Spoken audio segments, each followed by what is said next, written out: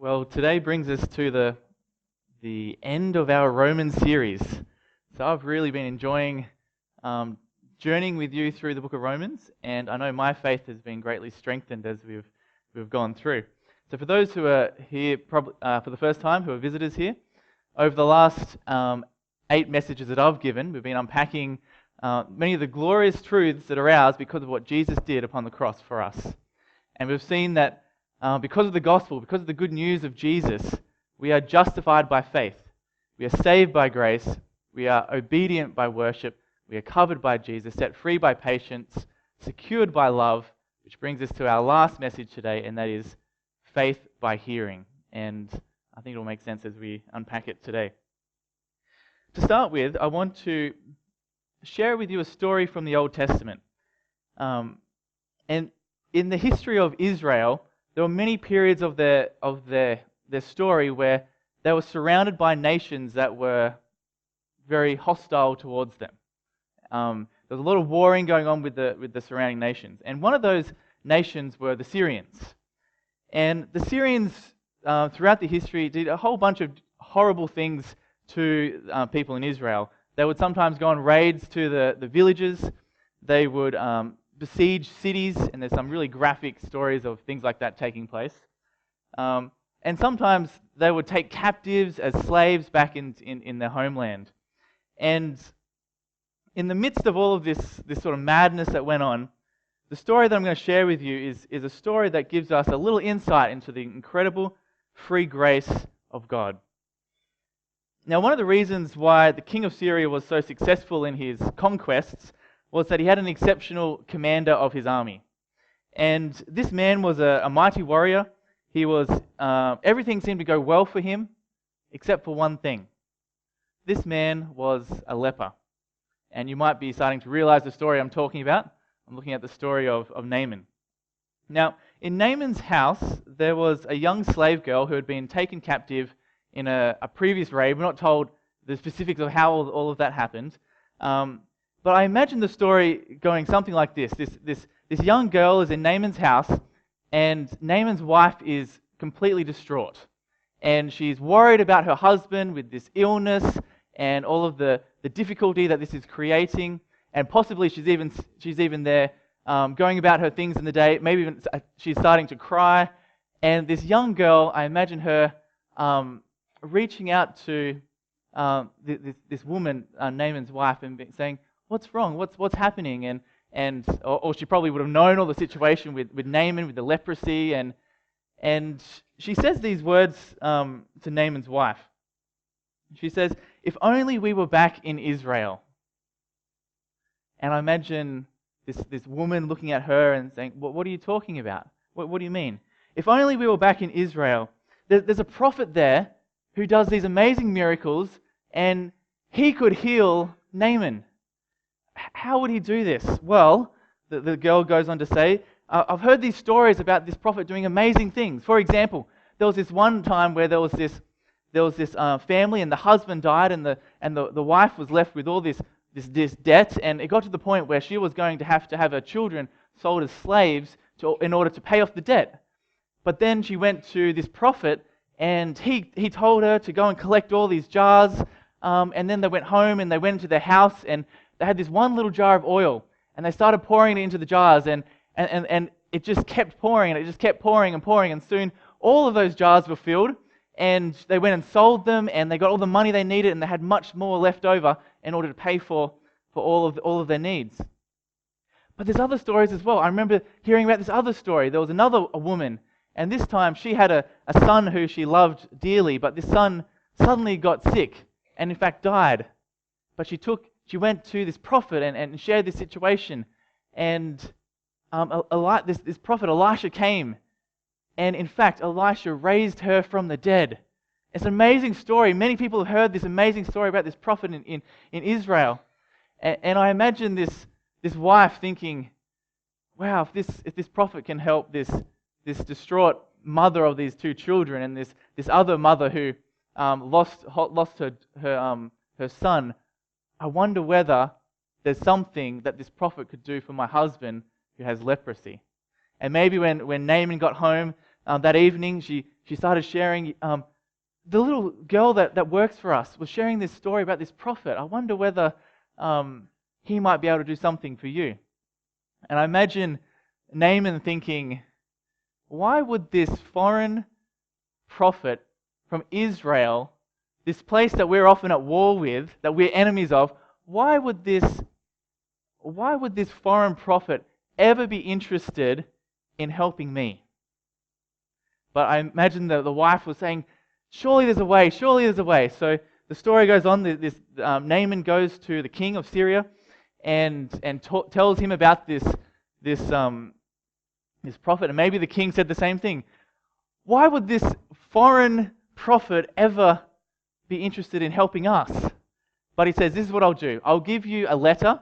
I'll write a personal letter from me as one king to the king of Israel, and I'll send with you, as you go over there, an incredible gift to give to this king and to this prophet. And maybe if we give a big enough gift, they'll be interested in helping you. And so he gathers this gift, and it ends up being 10 talents of silver, which works out to be 340 kilograms of silver, and 6,000 shekels of gold, which is 60 kilograms of gold, and 10 new outfits.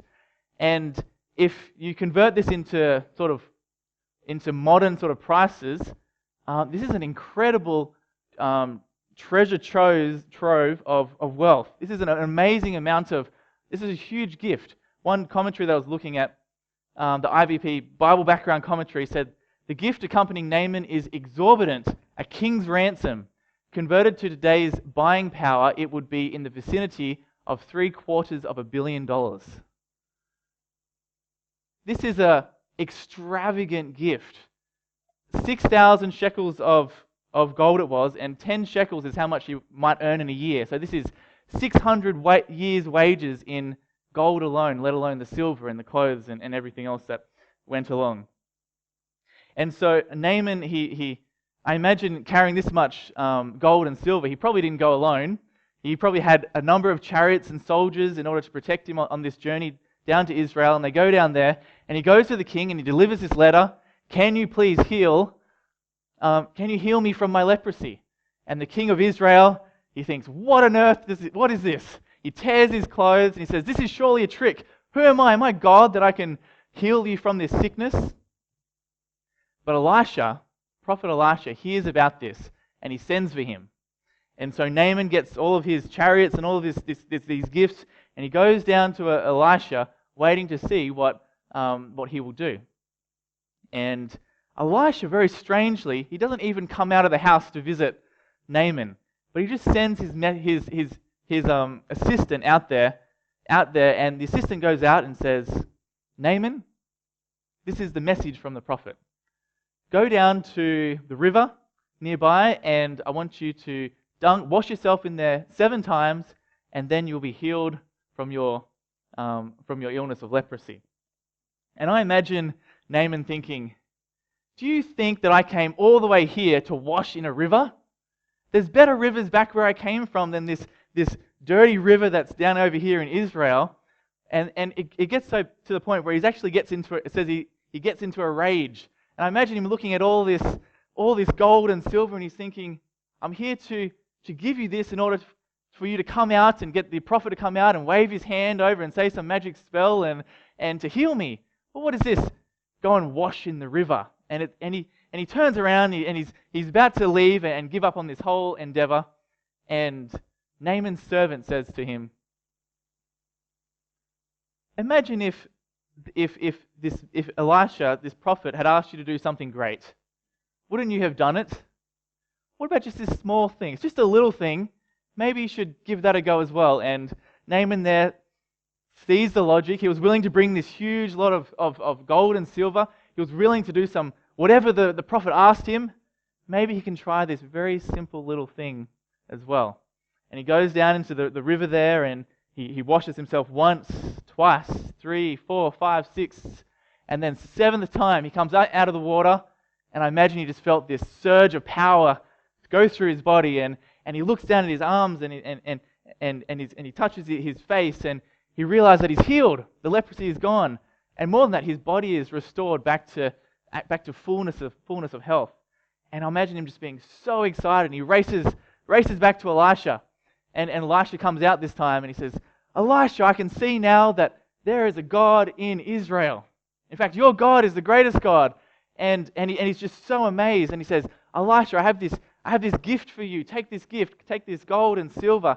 And just imagine what all of this could have done for Israel. All of the poor and the needy across the land. This could have done so much for the nation. But Elisha says, thank you for offering all of that, but I want you to know that I will have none of this gift. And Naaman's thinking, but look at it all, it's so much. And Elisha says to Naaman, as surely as God lives, I am not going to take that gift. This miracle from God is not something that is being sold to you, but rather it's this free gift. It's this free gift that's for you. And it's yours. Take it and go on your way. No matter what you say, you're not going to convince me. I'm not accepting your gift. And so Naaman goes on his way back towards Syria. Now, you might be familiar with the rest of the story, how Elisha's servant goes and tries to get some of that money. But when we just see this story as a whole, I love this story because in the midst of this place where there's warfare and chaos and children being taken captive as servants and all of these things going on, we see this little glimpse at the love of God. We see this little glimpse at the heart of God. Naaman there is this enemy. The size of the gift shows that he realizes it's very unlikely for him to ever be received favorably by this foreign king. But what does God do? He shows him grace. It's a wonderful, free grace that is given to Naaman. God looks down and says, I know you don't deserve this, but I love you. I want to save you. Just trust me, and the gift is yours. Now, the reason I share this story with you is that this picture of God that we see in his dealing with this commander of this foreign army, this picture of God is very similar to the picture of God that we see in the book of Romans. We are all, in many ways, like Naaman. But in fact, we are worse than the situation Naaman finds himself in. He had this terrible sickness of leprosy, but we have an even worse sickness, the sickness of sin. And we are all, as a result of this, an enemy of God. We are all broken. We are all sick. And there is no cure to this problem that we have. The situation is completely hopeless. But remember those two words that we looked at the very beginning of the series. But now. But now. Romans says, but now that the gospel has come, but now that Jesus has come to this earth, lived a perfect life, died the death that you deserve, and has risen from the dead, but now there is a new path forwards. But now God's grace is available for us. I want to share with you, as we are sort of bringing this series to a close, I want to remind you of Romans chapter 3, verse 20 to 24. And this is, in many ways, this is sort of the heart of the whole message of the book of Romans. And it says in verse 20, for by works of the law, no human being will be justified in his sight, since through the law comes knowledge of sin. And what this is saying is that the way that we find ourselves being saved and healed from sin and right with God and receiving eternal life and all those sorts of things, it's nothing to do with what we do ourselves. We don't have to work for it. We don't have to earn it. We don't have to recommend ourselves to God. We don't have to come with this huge gift of gold and silver to bring to God and convince Him to save us. Because if we try to do it through law keeping, all the law does is just point out just how sinful we are. But now, verse 21 says, but now the righteousness of God, or a way of being right with God, has been manifested apart from the law, although the law and the prophets bear witness to it. The righteousness of God through faith in Jesus Christ for all who believe.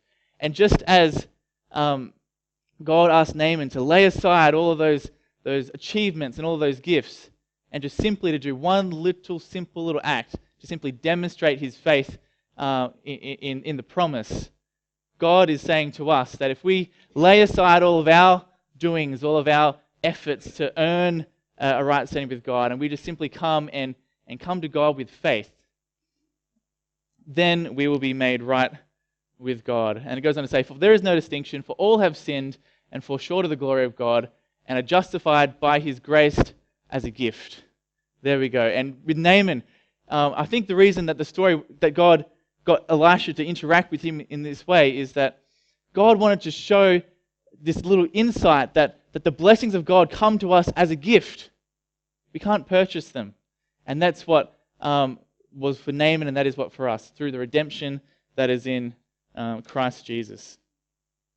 What God did for Naaman, he has done for everyone, the undeserved free gift of salvation. Now in the story, Naaman comes ready to purchase his salvation. And as I was saying, this $750 million worth of gold and silver. He came there to earn the healing he desired. But it was not until he stopped trusting in what he brought, the gold, the silver, what he could do, and instead trust in the promise, he was healed. And this is the lesson that Romans has been teaching us over and over again as we've gone through. If we ever hope to be forgiven, if we ever hope to be saved, we need to shift our trust from ourselves to that beautiful promise of Jesus. His life, death, and resurrection is all that we need to be made right. Romans 4 verse 5, I think this is one of the most beautiful verses in the book of Romans. It says, and to the one who does not work, but believes in him who justifies the ungodly, his faith is counted as righteousness. In life, we are taught that if we want the approval of others, we need to earn it. And we get told this message in many different ways. You need to look the right way to get the approval of others. You need to have the right stuff. You need to have the right job. You need to have the right friends. You need to have the right behavior. If you do all the things right, you will earn the approval of others. And that's the message that is told to us over and over and over again.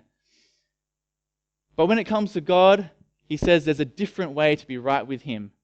Simply come just as you are and put your belief in what Jesus has done for us. And a nice little way to illustrate it that you might have seen people do before. The change that we need to... Just turn that off. The change that we need to do is kind of like sitting in a chair. If you think about what you need to do to hold your body up. At the moment, I'm standing here and I'm relying upon this leg and this leg to hold my weight up. I'm relying upon myself, aren't I? And I can stand on this leg. Now I'm relying on my right leg. I can shift that reliance to my left leg. But either way, I'm relying upon what I'm doing in order to hold my weight up. But when you sit down in a chair, you do something very interesting. You shift that reliance upon yourself to something completely separate to that. You sit back into the chair and you take your reliance off yourself, and instead you say, I'm now relying completely on this chair to hold me up. And the gospel is very similar to this. Our natural instinct is to try to do something that holds us up and recommends us to God. We trust ourselves in some way. But what Romans is teaching us is that what we need to do is sit back into the promise of what Jesus has done and shift our reliance not upon ourselves but onto what Jesus did in his life, death, and resurrection. And the moment that we do that, the promise is that we are forgiven and we are set free and we are saved. What God did for Naaman, he has done for every one of us. I want you to open up your Bibles to Romans chapter 10.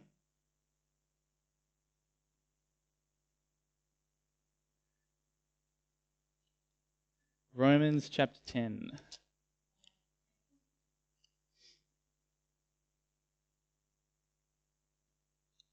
And we're going to finish our series by just unpacking this section here from this chapter. And in many ways, parts of this chapter is a little bit confusing because Paul quotes a lot of times to the Old Testament. And when you read through it, it's a bit tricky because you need to sort of go back to some of those quotes to try to unpack what he's saying.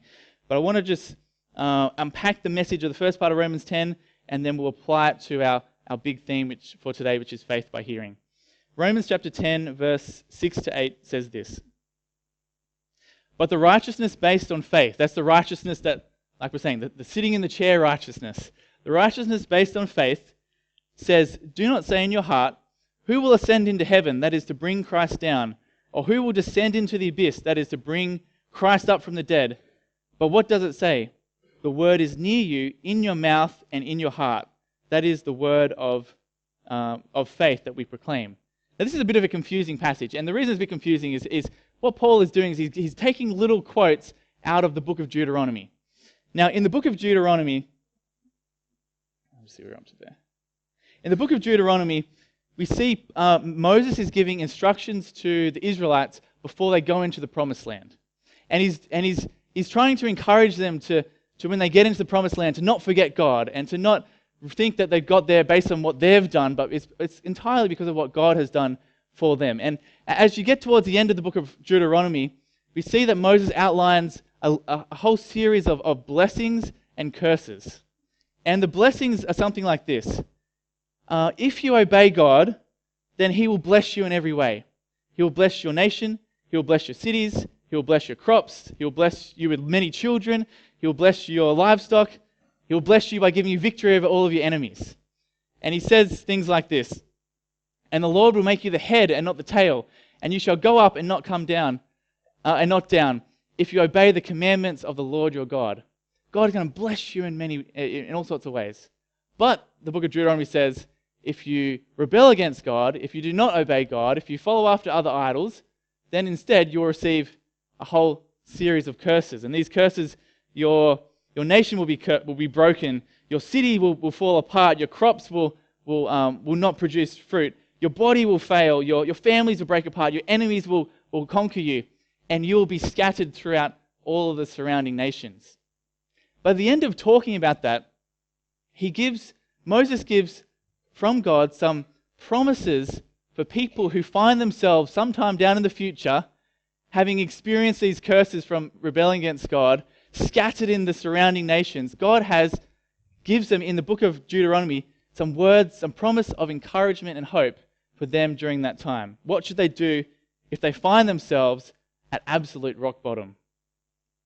Deuteronomy 30 verse 1 to 3 unpacks this. It says, in the future, when you experience all these blessings and curses I have listed for you, and when you are living among the nations to which the Lord your God has exiled you, take to heart all these instructions. If at that time you and your children return to the Lord your God, and if you obey with all your heart and all your soul all the commands I have given to you, then the Lord your God will restore your fortunes. And so Moses is saying, no matter where you get to, no matter how bad the situation gets, if from wherever you are, you make a decision in your heart to return to God and to put Him first in your life again, God will, it says, restore all your fortunes. He will bring you back to Israel. He will re-establish you as His special possession in the earth. And what it says there is, all you need to do is, wherever you are, return to the Lord your God in your heart. And so it continues going on. The Lord your God will change your heart and the hearts of your descendants so that you will love Him with all your hearts and soul, and so that you may live. So in this instruction to Israel, it's saying that if you do this thing, return in your heart, God will restore you to your land, but He will also restore your hearts. And He'll work in you with His Spirit to cause you to love God with all your heart, soul, and mind. And then He says at the end of this instruction, He says, now what I am commanding you today is not difficult for you. It is not beyond your reach. In other words, you're not going to get to a stage where a situation is so bad that the solution is beyond your reach. Instead, in fact, Moses says, it is not up in heaven so that you have to ask, who will ascend into heaven and get it and proclaim it to us so that we may obey it? Nor is it beyond the sea so that you have to ask, who will cross the sea to get it and proclaim it to us so that we may obey it? No, the word is very near you. It is in your mouth and it is your heart, so you may obey it. Now let me unpack what he's saying there. He's saying, no matter how bad the situation gets, if you find yourself at absolute rock bottom and your whole world around you is brokenness because of the sin, the path of sin that you have chosen, he says, the solution is never far away. The solution is never so far away that you have to ascend to heaven to find it. It's never so far away that you have to cross an ocean to secure it. No, the solution is always as close as this, your heart, and this, your mouth. The solution is never further away than your heart and your mouth.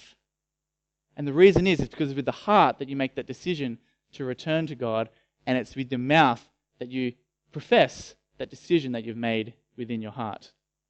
Now let's take all of this and we're going to bring it back to Romans chapter 10. So we'll read this one in our Bibles. Romans chapter 10. Again, we're going to read verse 6 to 8. It says, "But the righteousness based on faith says, do not say in your heart, who will ascend into heaven, that is to bring Christ down, or who will descend into the abyss, that is to bring Christ up from the dead. But what does it say? The word is near you, in your word and in your heart. That is the word of faith that we proclaim." What Paul is saying here is that no matter how bad a situation we find ourselves in, no matter how much we realize that we're at rock bottom because of the choices that we've made, the solution is never further away than our heart and our mouth. And I like how he adds these little things where he talks about bringing Christ down from heaven and bringing Christ up from the graves. What Paul is saying is that we're never asked to do what God has already done for us. We don't have to go up to heaven and bring Christ down. God has already sent him to this earth. We don't have to raise Jesus from the dead because God has already done that. God has already done all the hard work for us to be saved. All we need to do is the solution that lies right here in our heart and right here with our mouth. Well, what does that involve? How do we take hold of that salvation that God is offering us? We find this in the next verse, in verse 9. And I love this. This is one of the most simple little clear verses in the Bible about what we need to do in order to be saved. And it says this: "Because if you confess with your mouth that Jesus is Lord and believe in your heart that God raised him from the dead, you will be saved." That's as simple as it is.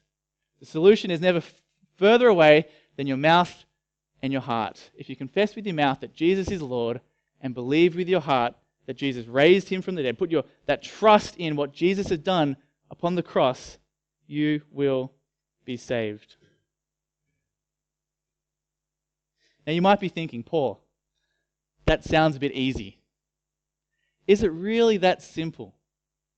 Well, Paul goes on to quote another verse from the Old Testament just to convey just how simple this is. It goes in verse 13. Romans chapter 10 verse 13, he says, "For everyone who calls on the name of the Lord will be saved." I love that phrase. Whoever calls on the name of the Lord will be saved. You don't need to have the right fancy words. You just need a heart and a mouth that calls upon Jesus. I think when I read this, I think about the thief on the cross. There he is hanging up there on the cross in all sorts of agony and pain. He doesn't say some fancy, elaborate speech to Jesus. He simply looks out to Jesus and he says, "Remember me." With his heart and his mouth, he calls out to God. And in that moment, Jesus reassures him that he is saved. So if it's so easy to be saved, why doesn't everyone call on Jesus? Why doesn't everyone take hold of the great treasure chest of blessings and riches that Jesus has offered to us freely as a gift? Well, Paul shares the reason why many people do not. And we find this in, we'll read starting with verse 13. So Romans 10 verse 13, he says, "For everyone who calls on the name of the Lord will be saved." But then he says, "How then will they call on him in whom they have not believed? And how are they to believe in him of whom they have never heard? And how are they to hear without someone preaching? And how are they to preach unless they are sent? As it is written, how beautiful are the feet of those who preach the good news." Here Paul makes a simple little logical progression. He says, salvation it just simply involves someone with their heart and their mouth calling out to Jesus for help. But Paul says, how will they ever do this unless they come to that place where they actually believe it in their hearts? And then he says, how will they ever believe it in their hearts if no one ever if they never hear the message of Jesus in the first place? How will they ever hear the message of Jesus if no one ever bothers to go and share it with them And how will anyone ever go and share it with them if no one ever gets sent and gets called to go and do that? And then he finishes with those beautiful words. How beautiful are the feet of those who preach good news. In this statement, Paul, in Romans here, he shares this sort of a tension that we see there. On one hand, God is responsible for the whole of our salvation. God is the one who came up with the plan of salvation. He's the one that sent Jesus. He's the one who sends the Spirit to speak to our hearts. He's the one who empowers us to live a better life. He's the one who's coming back again to save us. It's all of God. But for some reason, God chose to include us in that plan as well. For some reason, God decided to give us a part to play in bringing that good news to others. In verse 17 it says, "So faith comes from hearing, and hearing through the word of Christ." Now this is the reason why we encourage, as a church, encourage you to spend time in the Bible each day. Because when you're hearing the message of Jesus, is when you're hearing the word of God, it awakens that faith within your heart. This is the reason why we gather here together week after week and we have someone stand at the front and preach. Because when you hear the message of Jesus, it awakens that faith within your heart, which gives you access to all the treasures of heaven. And this is also the reason why we do things like the It Is God for Real program that's happening in just a few weeks. Because we believe that God has sent us to share this beautiful message with people. Because if they hear this message, they might just believe it. They might just call out to Jesus, and they will receive the incredible salvation that he offers them. Paul says in Romans chapter 1 verse 16, he says, "For I am not ashamed of the gospel, for it is the power of God for salvation to everyone who believes." Paul realized that if he can just get around and he can just share this wonderful news about Jesus, and if people are to accept it, that they will experience this incredible life and salvation that God offers them. He believed this so much that he was willing to, as a missionary, be persecuted. He was willing to be beaten, stoned, whipped, often near death. But he continued doing this in the hope that people, as they heard this message, would have that faith that awakens in their hearts. He continued to do this because he realized that God had sent him. But God didn't just send Paul. God also has sent me. And God has also sent each one of you as well. So as we finish this series, I want to finish with two simple challenges for you. The first one has to do with this in Romans chapter 10 verse 13, where Paul says, "For everyone who calls on the name of the Lord will be saved." Throughout the book of Romans, there's all sorts of technical theological words that he uses. There's all sorts of complex arguments. But he gets to the end and it gets to Romans chapter 10 where he's sort of summarizing it all. And he says, at the end of the day, it's as simple as this. Call out in your heart and with your mouth to Jesus and you will be saved. And so if you, as a result of hearing this, if you want to do that, you don't even need to say the words out loud. You can just whisper that prayer to Jesus in your heart. You don't need fancy words, but your words could look something like this. And I encourage you that if this is, as I read through this, if this is something that's true for you, I encourage you to, as we're talking about this, as I'm reading this out, let this be a prayer from you to God in your heart. God, I come before you as a broken sinner. I have nothing to bring that could ever earn your approval. I simply trust in what Jesus did for me on the cross. And I ask that the salvation that he offers would be mine. I encourage you, if you've never called out to Jesus with your heart, I encourage you to pray that prayer to Jesus right now. Let it go up to God and just call out to him. Tell him whatever you want to say, but take hold of what he has offered you as a result of the cross.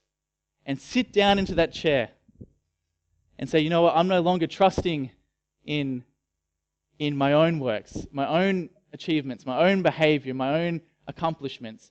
I'm now just simply trusting what Jesus has done for me.